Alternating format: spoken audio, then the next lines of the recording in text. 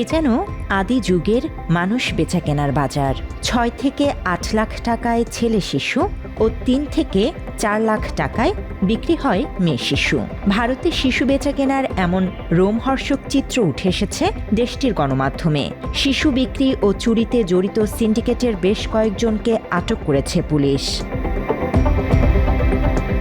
ভারতের তুলনামূলক দরিদ্র রাজ্য রাজস্থান ও উত্তরপ্রদেশের মতো এলাকাগুলো থেকে এসব শিশু সংগ্রহ করে দিল্লি বা অন্যান্য শহরের ধনী পরিবারের কাছে বিক্রি করে দেয় চক্রের সদস্যরা। আসল বাবা মায়ের কাছ থেকে কম দামে শিশুদের কিনে বেশি লাভে তাদের নিঃসন্তান দম্পতিদের কাছে এনে বিক্রি করা হয় বলে তথ্য পেয়েছে পুলিশ। এমনকি জন্মের পরপরই নবজাতককে এনে বিক্রি করে দেয় এই চক্রের সদস্যরা। সক্রিয় এই শিশু পাচার চক্রটি গত 18 মাসে দেশটির একাধিক রাজ্যের প্রায় 30টি শিশুকে অবৈধভাবে বিক্রি করেছে। এই মামলায় এখন পর্যন্ত অভিযুক্ত পাচারকারী, মধ্যস্থতাকারী, ক্রেতা এবং দিল্লির বাইরের একটি বেসরকারি হাসপাতালের মালিক সহ মোট 13 জন পুলিশের জালে ধরা পড়েছে। তদন্তকারীদের প্রাথমিক অনুসন্ধান অনুযায়ী চক্রের সদস্যরা মূলত আর্থিকভাবে দুর্বল ও অসহায় পরিবারগুলোকে তাদের লক্ষ্যবস্তুতে পরিণত করতেন। বিশেষ করে রাজস্থান ও গুজরাটের বিভিন্ন আদিবাসী এলাকায় দরিদ্র পরিবারগুলোর অসহায়ত্বের সুযোগ নিয়ে শিশুদের সংগ্রহ করা হতো বলে অভিযোগ রয়েছে। মাত্র 30% টাকায় জমির মালিক হয়ে নতুন বাংলাদেশের গড়ে তোলার স্বপ্ন দেখা বাংলা বসতি।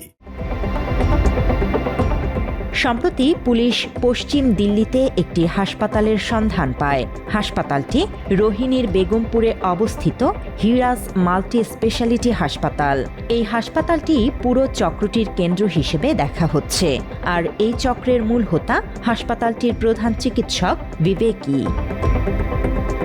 পাচারকারীরা শিশুদের প্রকৃত পরিচয় গোপন রেখে নিঃসন্তান দম্পতিদের কাছে পৌঁছে দেওয়ার আগে তাদের বিবেকীর হাসপাতালে রাখা হতো বলে তথ্য পাওয়া গেছে। ডাক্তার বিবেকী এই পুরো চক্রের অন্যতম মূল পরিকল্পনাকারী ছিলেন বলে তদন্তে উঠে এসেছে। শিশুদের পরিচয় ও জন্ম সংক্রান্ত নথি জাল করতে তিনি সহায়তা করতেন। জন্ম সনদ, প্রসবের নথি এবং অন্যান্য প্রয়োজনীয় কাগজপত্র হাসপাতাল থেকেই তৈরি করা হতো, যাতে দেখানো যায় যে শিশুরা সেখানেই জন্ম নিয়েছে। এমনটাই জানায় দিল্লি পুলিশের কর্মকর্তারা। উদ্ধার হওয়া শিশুদের আসল বাবা মায়ের কাছে পৌঁছানোর চেষ্টা করছে পুলিশ। তারা স্বেচ্ছায় শিশুদের বিক্রি করেছে নাকি তাদের জোর করা হয়েছে অথবা শিশুদের চুরি করে আনা হয়েছে তা জানতে তদন্ত করছে পুলিশ। কর্তৃপক্ষ জানিয়েছেন, পরিবারগুলো যদি নিজেদের ইচ্ছায় পাচারকারীদের কাছে শিশুদের বিক্রি করে থাকে তবে তাদেরও এই মামলায় অভিযুক্ত করা হবে। News desk, Bangla addition.